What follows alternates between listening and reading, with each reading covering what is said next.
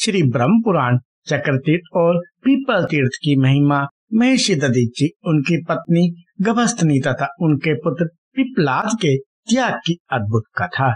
ब्रह्मा जी कहते हैं, चक्र तीर्थ ब्रह्मत्य आदि पापों का नाश करने वाला है। वहाँ भगवान शंकर चक्रेश्वर के नाम से निवास करते हैं। उन्हीं से भगवान विष्णु को चक्र प्राप्त हुआ था। श्री विष्णु ने वहाँ रहकर चक्र के लिए भगवान शंकर की आराधना की थी, इसलिए उसे चक्र तीर्थ कहते हैं। उसके चरण मात्र से मनुष्य सब पापों से मुक्त हो जाता है। चक्र तीर्थ के बाद पीपल तीर्थ है। उसकी महिमा का वर्णन करने में शेष नाग भी समर्थ नहीं है। नारद चक्रेश्वर ही पिपलेश्वर हैं। उनके नाम का कारण सुनो। दधीचि नाम से विख्यात एक मुनि थे। वे सभी उत्तम गुणों से सुशोभित थे। उनकी पत्नी श्रेष्ठ वंश की कन्या और पतिव्रता थी। उनका नाम गभस्तिनी था। वे लोपामुद्रा की बहन थी। दधीचि की पत्नी सदा भारी तपस्या में लगी रहती थी। दधीचि प्रतिदिन अग्नि की उपासना करते और गृहस्थ धर्म के पालन में तत्पर रहते थे। उनका आश्रम गंगा के तट पर था। वे देवता और अतिथियों की सेवा करते, अपनी ही पत्नी में अनुराग रखते और शांत भाव से रहते थे। उनके प्रभाव से उस देश में शत्रु और दैत्य दानवों का आक्रमण नहीं होता था। एक दिन की बात है, दधीचि मुनि के आश्रम पर रुद्र, आदित्य, अश्विनी कुमार, इंद्र, विष्णु, यम और अग्नि पधारे।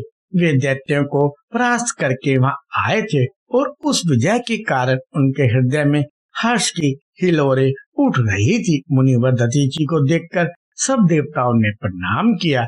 दधीचि भी देवताओं को देखकर बहुत प्रसन्न हुए। उन्होंने सबका पृथक पृथक पूजन किया।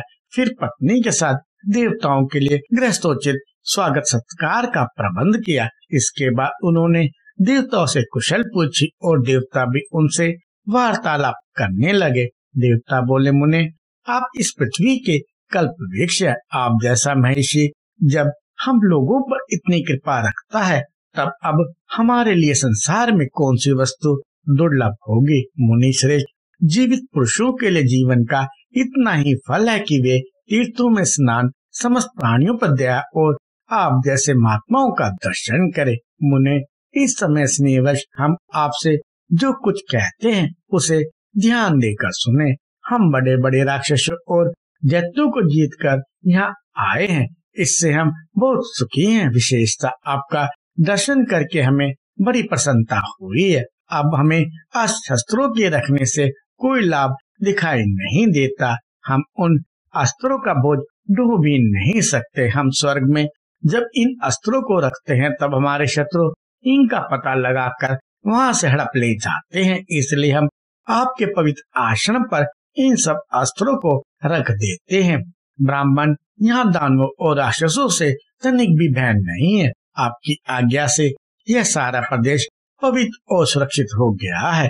तपस्या द्वारा आपकी समानता करने वाला दूसरा कोई है ही नहीं। अब हम कृतार्थ होकर इंद्र के साथ अपने अपने स्थान को चले जाते हैं। अब इन आयुधों की रक्षा आपके अधीन है। देवताओं की यह बात सुनकर दधीचि ने कहा, एवं अस्तु। उस समय उनकी प्यारी पत्नी ने उन्हें रोका, मुने, यह देवताओं का कार्य विरोध उत्पन्न करने वाला है, अतः इसमें आपको पढ़ने की क्या आवश्यकता है। जो शास्त्रों का ज्ञान प्राप्त करके परमात्मा तत्व में स्थित हो चुके हैं, संसार के कार्यों में जिनकी कोई आसक्ति नहीं है, उन्हें दूसरों के लिए ऐसा संकट मोल लेने से क्या लाभ, जिससे न इस लोक में सुख है और न परलोक में। विप्रवर, मेरी बातें ध्यान देकर सुनो। यदि आपने इन आयुधों को स्थान दे दिया तो इन देवताओं के शत्रु आपसे भी द्वेष करेंगे। यदि इनमें से कोई अस्त्र नष्ट हुआ या चोरी चला गया तो ये देवता भी कुपित होकर हमारे शत्रु बन जाएंगे। अतः मुनीश्वर, आप वेदविद्ताओं में श्रेष्ठ है। आपके लिए इस पराय द्रव्य में ममत जोड़ना ठीक नहीं। यदि धन देने की शक्ति हो तो याचक को देना ही चाहिए। उसमें कुछ विचार करने की आवश्यकता नहीं है। यदि धन देने की शक्ति ना हो तो साधु पुरुष केवल मन, वाणी और शारीरिक क्रियाओं द्वारा दूसरे का कार्य साधन करते हैं। प्राणनाथ, प्राय धन को आपने यहाँ धरोहर के रूप में रखना साधु पुरुषों ने कभी स्वीकार नहीं किया है, इसका उन्होंने सदा पेशकार ही किया है, अतः आप यह कार्य न कीजिए। अपनी प्यारी पत्नी की यह बात सुनकर ब्राह्मण ने कहा, बद्रे, मैं देवताओं की प्रार्थना पर पहले ही यहाँ कह चुका हूँ, अब नहीं कर दूं तो मुझे सुख नहीं मिलेगा। पति का कथन सुनकर ब्राह्मण यह सोचकर चुप हो गए कि देव के सिवा अब किसी पर वश नहीं चल सकता। देवता लोग अपने अत्यंत तेजस्वी अस्त्र आश्रम पर रखकर मुनीश्वर को नमस्कार करके कृतार्थ हो अपने अपने लोक में चले गए। देवताओं के चले जाने पर मुनि अपनी पत्नी के साथ धर्म में तत्पर हो प्रसन्नता पूर्वक वहां रहने लगे। इस प्रकार 1000 दिव्य वर्ष बीत गए। तब दधीचि ने अपनी पत्नी से कहा, देवी, देवता यहाँ से अस्त्र ले जाना नहीं चाहते और दैत्य मुझसे द्वेष करते हैं, अब तुम ही बताओ क्या करना चाहिए। पत्नी ने विनय पूर्वक कहा, नाथ, मैंने तो पहले ही निवेदन किया था, अब आप ही जाने और जो उचित हो सो करे। दैत्यों में जो बड़े बड़े वीर, तपस्वी और बलवान हैं, वे इन अस्त्र शस्त्रों को निश्चय ही हड़प लेंगे। तब दधीचि ने उन अस्त्रों की रक्षा के लिए एक काम किया।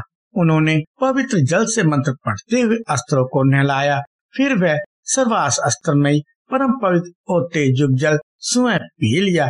तेज निकल जाने से वे सभी अस्त्र शक्तिहीन हो गए, अतः क्रमशः समय अनुसार नष्ट हो गए। तदंतर देवताओं ने आकर दधीचि से कहा, मुनिवर, हमारे ऊपर शत्रु का महान भय आज पहुंचा है, अतः हमने जो अस्त्र आपके यहाँ रख दिए थे उन्हें इस समय दे दीजिए। दधीचि ने कहा, आप लोग बहुत दिनों तक उन्हें लेने नहीं आए, अतः दैत्यों के भय से हमने उन अस्त्रों को पी लिया है। अब वे हमारे शरीर में स्थित हैं, इसलिए जो उचित हो वह कहे। यह सुनकर देवताओं ने विनीत भाव से कहा, मुनीश्वर, इस समय तो हम इतना ही कह सकते हैं कि अस्त्र दे दीजिए। ब्राह्मण ने कहा, सब अस्त्र मेरी हड्डियों में मिल गए हैं, अतः उन हड्डियों को ही ले जाओ। उस समय प्रिय वचन बोलने वाली दधीचि की पत्नी प्रातिथेयी उनके पास नहीं थी। देवता उनसे बहुत डरते थे। उन्हें न देखकर दधीचि से बोले, विप्रवर, जो कुछ करना हो शीघ्र करे। दधीचि ने अपने दुर्जय प्राणों का परित्याग करते हुए कहा, देवताओं, तुम सुखपूर्वक मेरा शरीर ले लो, मेरी हड्डियों से प्रसन्नता प्राप्त करो, मुझे इस देह से क्या काम है। यूं कहकर दधीचि पद्मासन बांधकर बैठ गए। उनकी दृष्टि नासिका के अग्रभाग पर स्थिर हो गई। मुख पर प्रकाश और प्रसन्नता विराज रही थी। उन्होंने हृदयाकाश में स्थित अग्नि सहित वायु को धीरे धीरे ऊपर की ओर उठाकर अपने में परम पद ब्रह्म के स्वरूप में स्थापित कर दिया। इस प्रकार महात्मा दधीचि ने ब्रह्म सायुज्य प्राप्त किया। उनका शरीर निष्प्राण हो गया। यह देख देवताओं ने विश्वकर्मा से उतावली पूर्वक कहा, अब आप अभी बहुत से अस्त्र बना डालिए। विश्वकर्मा ने कहा, देवताओं, ये ब्राह्मण का शरीर है, मैं इसका उपयोग कैसे करूं? जब केवल इनकी हड्डियां रह जाएंगी तभी उनका अस्त्र निर्माण करूंगा। तब देवताओं ने गायों से कहा, हम तुम्हारा मुख वृक्ष के समान किए देते हैं, तुम हमारे हित के लिए अस्त्र निर्माण करने के उद्देश्य से दधीचि के शरीर को क्षण भर में विदीर्ण कर डालो और शुद्ध हड्डियां निकाल कर दे दो। देवताओं के आदेश से गायों ने वैसा ही किया। उन्होंने दधीचि के शरीर को चाट चाट कर हड्डियां निकाल ली और देवताओं को दे दी। देवता उत्साह के साथ अपने लोक में चले गए और गायें भी अपने स्थान को लौट गई। तदंतर बहुत देर के बाद दधीचि की सुशीला पत्नी हाथ में जल से भरा हुआ कलश ले फल और फूलों से पार्वती देवी की अर्चना और वंदना करके अग्नि पति और आश्रम के दर्शन की उत्सुकता से शीघ्रता पूर्वक पैर बढ़ाती हुई आई। उस समय उनके घर में बालक आ गया था। आश्रम पर पहुंचने पर जब उन्होंने अपने स्वामी को नहीं देखा तब बड़े विस्मय में पड़कर अग्नि से पूछा, मेरे पतिदेव कहाँ चले गए? अग्नि ने जो कुछ हुआ था सब सुना दिया। पति की मृत्यु का दुखद समाचार सुनकर वे दुख और उद्वेग से पृथ्वी पर गिर पड़ी। उस समय अग्निदेव ने ही उन्हें धीरे धीरे आश्वासन दिया। प्रातिथेय बोली, मैं देवताओं को शाप देने में समर्थ नहीं हूँ, अतः स्वयं अग्नि में प्रवेश करूंगी। अब जीवन रखकर क्या होगा? संसार में जो वस्तु उत्पन्न होती है वह सब नश्वर है, अतः उसके लिए शोक नहीं होना चाहिए। परंतु मनुष्यों में वे ही पुण्य के भागी होते हैं जो गो, ब्राह्मण और देवताओं के लिए अपने प्यारे प्राणों का उत्सर्ग कर देते हैं। इस परिवर्तनशील संसार चक्र में धर्म प्राण तथा शक्तिशाली शरीर पाकर जो प्राणी देवताओं तथा ब्राह्मणों के लिए अपने प्यारे प्राणों को त्याग देते हैं वे ही धन्य हैं। जिसने देह धारण किया है उसके प्राण एक न एक दिन अवश्य जाएंगे। यह जानकर जो ब्राह्मण, गो, देवता तथा दीप आदि के लिए इन प्राणों का उत्सर्ग करते हैं वे ईश्वर हैं। यूं कहकर उन्होंने अग्नियों का यथावत पूजन किया और अपना पेट चीर कर गर्भ के बालक को हाथ में निकाल दिया। फिर गंगा, पृथ्वी, आश्रम और आश्रम के वनस्पतियों और अन्न आदि औषधियों को प्रणाम करके पति की त्वचा और लोम आदि के साथ चिता में प्रवेश करने का विचार किया। उस समय वे बोली, मेरे गर्भ का यह बालक पिता माता से हीन है, इसके कोई सगोत्र बंधु भी नहीं है, अतः संपूर्ण भूतगण, औषधियां तथा लोकपाल इसकी रक्षा करें। जो लोग माता पिता से हीन बालक को अपने औरस पुत्रों के समान देखते और उसी भाव से रक्षा करते हैं वे निश्चय ब्रह्मा आदि देवताओं के भी वंदनीय हैं। यूं कहकर दधीचि की पत्नी ने बालक को पीपल के समीप रख दिया और स्वामी में चित लगाकर अग्नि को प्रणाम किया। फिर अग्नि की परिक्रमा करके यज्ञ पात्रों के साथ ही चिता में प्रवेश किया और पति सहित दिव्य लोक को चली गई। उस समय आश्रम के वनवासी वृक्ष भी रोने लगे। प्रातिथेय और दधीचि ने उनका अपने पुत्रों की भांति पालन किया था। मृग, पक्षी तथा वृक्ष सब रो रो कर एक दूसरे से कहने लगे, हम पिता दधीचि और माता प्रातिथेय के बिना जीवित नहीं रह सकते। जो लोग स्वर्गवासी माता पिता की संतानों पर निरंतर स्वाभाविक स्नेह रखते हैं वे ही पुण्य आत्मा और कृतार्थ है। दधीचि और प्रातिथेय हमें जिस स्नेहपूर्ण दृष्टि से देखा करते थे वैसे सगे माता पिता भी नहीं देखते। हमें धिक्कार है, हम पापी हैं जो उनके दर्शन से वंचित हो गए। आज से हम सब लोगों का यही निश्चय होगा कि यह बालक ही हम लोगों के लिए दधीचि और प्रातिथेय है तथा यह बालक ही हमारा सनातन धर्म है।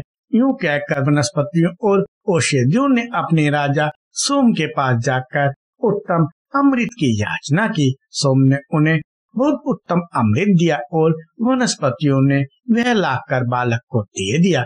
अमृत से तृप्त हुआ बालक शुक्ल पक्ष के चंद्रमा के समान बढ़ने लगा। पीपल के वृक्षों ने उसका पालन किया था, इसलिए वह पिपलाद के नाम से प्रसिद्ध हुआ। बड़ा होने पर पिपलाद ने पीपल के वृक्षों से अत्यंत विस्मित होकर कहा, लोक में यह देखा जाता है कि मनुष्य से मनुष्य, पक्षियों से पक्षी और वनस्पतियों से वनस्पति उत्पन्न होते हैं। इसमें कहीं विषमता नहीं दिखाई देती, परंतु मैं वृक्ष का पुत्र होकर हाथ पैर आदि से विशिष्ट जीव कैसे हो गया? उनकी बात सुनकर वृक्षों ने क्रमशः उनके पिता दधीचि की मृत्यु और पतिव्रता माता के अग्नि प्रवेश का सब समाचार कह सुनाया। सुनते ही वे दुख से व्याप्त होकर पृथ्वी पर गिर पड़े। उस समय वृक्षों ने धन और अर्थयुक्त वचन कहकर उन्हें सांत्वना दी। आश्वस्त होने पर उन्होंने औषधियों और वनस्पतियों से कहा, जिन्होंने मेरे पिता की हत्या की है उनका भी वध करूंगा, अन्यथा जीवित नहीं रह सकता। जो पिता के मित्र और शत्रु होते हैं उनके साथ पुत्र भी वैसा ही वर्ताव करता है। जो ऐसा करता है वही पुत्र है। जो इसके विपरीत आचरण करता है वह पुत्र के रूप में शत्रु माना गया है। ऋषियों ने कहा, महादूते तुम्हारी माता ने परलोक में जाते समय यह उद्धार प्रकट किया था। जो दूसरे के दुरों में लगे रहते हैं, जो अपने कल्याण की बातें भूल जाते हैं तथा जो भ्रांचित होकर इधर उधर भटकते हैं वे नरक के गड्ढे में गिरते हैं। माता की कही हुई वह बात सुनकर पिपलाद कुपित होकर बोले, जिनके अंतकरण में अपमान की आग प्रज्वलित हो रही हो उसके सामने साधुता की बातें व्यर्थ है। फिर उन्होंने भगवान चक्रेश्वर महादेव के स्थान पर जाकर उनसे कहा, मुझे तो शत्रु का नाश करने के लिए कोई दिव्य शक्ति दीजिए। पिपलाद के इतना कहते ही भगवान शंकर के नेत्रों से भयंकर कृत्या प्रकट हुई। उसकी आकृति वड़वा घोड़ी के समान थी। संपूर्ण जीवों का विनाश करने के लिए उसने अपने गर्भ में भयंकर अग्नि छिपा रखी थी। मृत्यु की लपलापाते हुई जीव के समान वह महारौद्र रूपा भीषण कृत्या पिपलाद से बोली, बताओ मुझे क्या करना है। पिपलाद ने कहा, देवता मेरे शत्रु हैं, उन्हें खा जाओ। फिर जो उस वड़वा के गर्भ से महाभयंकर अग्नि प्रकट हुई जो समस्त लोगों का प्रलय करने में समर्थ थी। देवता उसे देखते ही थर्रा उठे और पिपलाद द्वारा आराधित पिपलेश नाम से प्रसिद्ध भगवान शिव की शरण में आए। उन्होंने भयभीत होकर शिव जी की स्तुति करते हुए कहा, शंभो आप हमारी रक्षा करें। कृत्या और उससे प्रकट हुई आग हमें बड़ा कष्ट दे रही है। सर्वेश्वर आप भयभीत मनुष्यों को अभय देने वाले हैं। शिव जो सब ओर से सताए हुए पीड़ित तथा श्रांतित प्राणी है उन सब की आप ही शरण है। जगन में आप पिपलाद को शांत कीजिए। बहुत अच्छा कहकर जगदीश्वर शिव ने पिपलाद के पास आकर उससे कहा, बेटा देवता का नाश कर दिया जाए तो भी तुम्हारे पिता लौट कर नहीं आएंगे। उन्होंने देवताओं के कार्य की सिद्धि के लिए अपने प्राण दिए हैं। संसार में उनके समान दीन दुखियों का दयामय बंधु कौन होगा। तुम्हारी पतिव्रता माता भी उन्हीं के साथ दिव्य लोक में चली गई। यहाँ उनकी समता करने वाली कौन स्त्री है। क्या लोपामुद्रा और अरुंधति भी उनकी बराबरी कर सकती हैं, जिनकी हड्डियों से संपूर्ण देवता सदा विजयी और सुखी बने रहते हैं। वे तुम्हारे पिता कितने शक्तिशाली थे। उन्होंने जिस उज्जवल सुषय राशि का उपार्जन किया है उसे तुम्हारी माता ने अपने दिव्य त्याग से अक्षय बना दिया है। तुम उन्हीं के पुत्र हो। उनसे बढ़कर तुमने अभी तक कुछ नहीं किया। तुम्हारे प्रताप और भय से आज देवता स्वर्ग से भ्रष्ट हो चुके हैं। वे सोच नहीं पाते कि हम किस दिशा में भाग कर जाए। तुम उन्हें बचाओ, अमरों की रक्षा करो। आर्त प्राणियों की रक्षा से बढ़कर पुण्य कहीं भी नहीं है। मनुष्य लोक में जब तक मनोहर यश फैला रहता है तब तक एक एक दिन के बदले एक एक वर्ष के कर्म से दीर्घ काल तक स्वर्ग लोक में मनुष्य निर्विकार चित्त से निवास करते हैं। इस जगत में वे ही मुर्दे के समान है जिन्होंने यश का उपार्जन नहीं किया। वे ही अंधे हैं जिन्होंने शास्त्र नहीं पढ़े। वे ही नपुंसक है जो सदा दान नहीं देते। और वे शोक के योग्य हैं जो सदा धर्म पालन में संलग्न नहीं रहते। देवादिदेव महादेव जी का यह वचन सुनकर पिपलाद मुनि शांत हो गए। उन्होंने भगवान शिव को नमस्कार किया और हाथ जोड़कर कहा, जो मन वाणी और क्रिया द्वारा सदा मेरे हित में संलग्न रहकर मेरा उपकार करते रहते हैं, उनका तथा उनके तथा अन्य लोगों का हित करने के लिए मैं देवता आदि के पूजनीय उमा सहित भगवान शंकर को प्रणाम करता हूँ, जिन्होंने मेरी रक्षा की, हमें पाल पोस कर बड़ा किया, अपना सगोत्र और सहधर्मी बनाया। भगवान शिव उनके मनोरथ पूर्ण करे। मैं बाल चंद्रमा का मुकुट धारण करने वाले महादेव जी को नित्य प्रणाम करता हूँ। प्रभु, जिन्होंने माता पिता की भांति मेरा भरण पोषण किया है, उनके नाम से तीनों लोगों के लिए यह तीर्थ हो। इससे उनका यश होगा और मैं उनके ऋण से उऋण हो जाऊंगा। पृथ्वी पर देवताओं के जो क्षेत्र और तीर्थ है, उन सब की अपेक्षा इस तीर्थ का अधिक महात्मा हो। इस बात को यदि देवता लोग अनुमोदन करे तो मैं उनके अपराध क्षमा कर सकता हूँ। पिपलाद ने यह बात इंद्र आदि संपूर्ण देवताओं के सामने कही और सबने आदर पूर्वक इसका समर्थन किया। बालक पिपलाद की बुद्धि, विनय, विद्या, शौर्य, बल, साहस सत्य भाषण, माता पिता के प्रति भक्ति तथा भाव शुद्धि को जानकर शंकर जी ने उनसे कहा, बेटा जो तुम्हारा अभिष्ट हो उसे बताओ, वह तुम्हें अवश्य प्राप्त होगा। तुम अपने मन में अन्यथा विचार ना करना। पिपलाद बोले, महेश्वर जो धर्मिष्ठ पुरुष गंगा जी में स्नान करके आपके चरण कमलों का दर्शन करते हैं, उन्हें समस्त अभिष्ट वस्तुएं प्राप्त हो और शरीर का अंत होने पर वे शिव के धाम में जाएं। नाथ, मेरे पिता और माता आपके चरणों में पड़े थे। ये पीपल और देवता भी आपके स्थान में आकर सुखी हुए हैं। ये सब लोग सदा आपका दर्शन करें और आपके ही धाम जाएं। पिपलाद की यह बात सुनकर देवताओं को बड़ी प्रसन्नता हुई। वे उनके भय से मुक्त हो इस प्रकार बोले, ब्राह्मण तुमने वही दिया है जो देवताओं को अभिष्ट था। देवादिदेव भगवान शिव की आज्ञा का भी पालन किया और पहले वरदान भी दूसरों के ही लिए मांगा, अपने लिए नहीं। इसलिए हम भी संतुष्ट होकर तुम्हें कुछ देना चाहते हैं। तुम हमसे कोई वर मांगो। पिपलाद ने कहा, देवताओं मैं अपने माता पिता को देखना चाहता हूँ। मैंने केवल उनका नाम सुना है। संसार में वही प्राणी धन्य है जो माता पिता के अधीन रहकर उनकी सेवा शुश्रूषा करते हैं। अपनी इंद्रियों को, शरीर को, कुल, शक्ति और बुद्धि को माता पिता के कार्य में लगाकर पुत्र कृतकृत्य हो जाता है। यदि मैं उनका दर्शन भी पा जाऊं तो मेरे मन, वचन, शरीर और क्रियाओं का फल प्राप्त हो जाएगा। पिपलाद मुनि का यह कथन सुनकर देवताओं ने परस्पर सलाह करके कहा, ब्राह्मण तुम्हारे माता पिता दिव्य विमान पर आरूढ़ हो तुम्हें देखने के लिए आते हैं। तुम भी निश्चय ही उन्हें देखोगे। पिपलाद विषाद छोड़कर अपने मन को शांत करो। देखो वे श्रेष्ठ विमान पर बैठे आ रहे हैं। उनके दिव्य शरीर पर स्वर्गीय आभूषण शोभा पाते हैं। पिपलाद ने भगवान शिव के समीप अपने माता पिता को देखकर प्रणाम किया। उस समय उनके नेत्रों में आनंद के आंसू भर आए थे।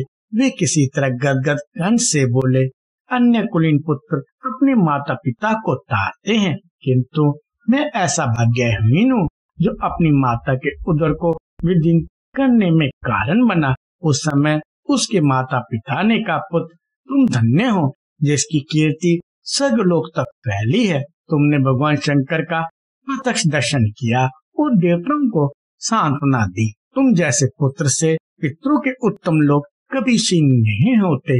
इसी समय पिपलाद के मस्तक पर आकाश से फूलों की वर्षा होने लगी। देवताओं ने जय जयकार किया। पत्नी सहित दधीचि ने भी पुत्र को आशीर्वाद दिया और शंकर, गंगा तथा देवताओं को नमस्कार करके पिपलाद से कहा, बेटा विवाह करके भगवान शिव की भक्ति और गंगा जी का सेवन करो। पुत्रों की उत्पत्ति करके विधि पूर्वक दक्षिणा से यज्ञों का अनुष्ठान करो और सब प्रकार से कृतार्थ हो दीर्घ काल के लिए दिव्य लोक में स्थान प्राप्त करो।